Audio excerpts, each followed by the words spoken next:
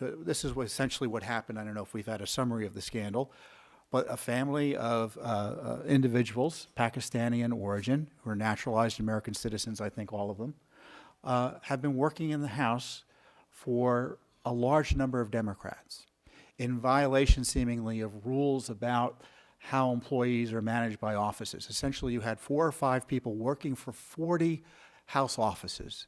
That's not the way it's supposed to work.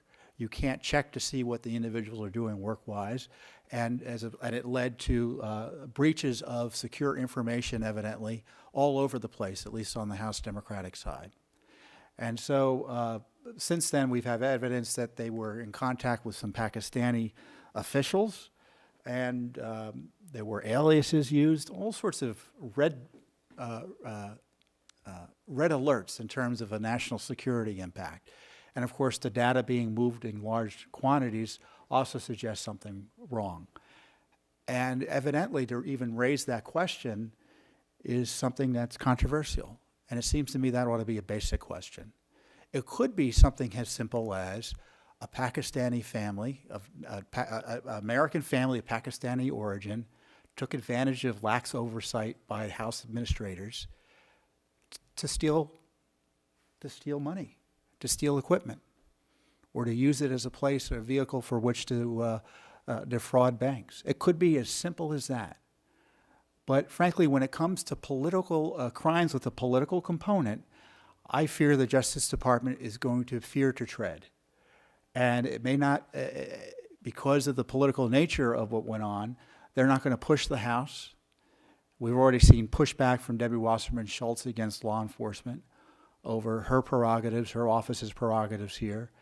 And I fear the Justice Department is going to be fearful of raising these issues with the House for fear of embarrassing the leadership of both parties. And that's something we need to kind of push the Justice Department on, that they don't undercharge or under-investigate this for fear of the consequences that will happen if they push further and find something that no one wants to find, which is a national security threat at our breasts here in the House. And of course, there's this basic issue of who's watching the store. Hundreds of thousands of taxpayer dollars have gone missing through equipment. People, when they communicate with their House members, often communicate the most private information, as sensitive as anything the IRS has or anything that your health doctor, your health care provider has.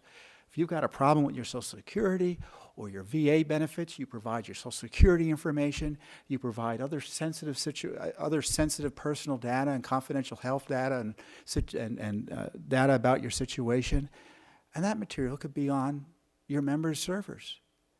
All that could have been breached here. So not only is the confidentiality of the House proceedings at issue here, but the privacy interest of who knows how many Americans have been breached as a result of this lackadaisical attitude. And secondly,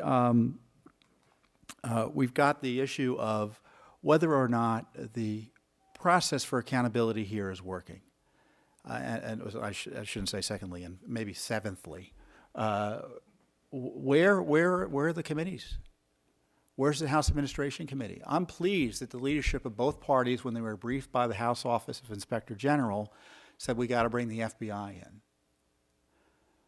But does that mean you shut down your investigation? You don't hold members to account who, when warned about potential criminal activity, continue to place these staffers, or at least one staffer in the case of Debbie Wasserman Schultz, in a position where they might be able to continue criminal activity and still be able to harm the taxpayer and other House members and House staffers?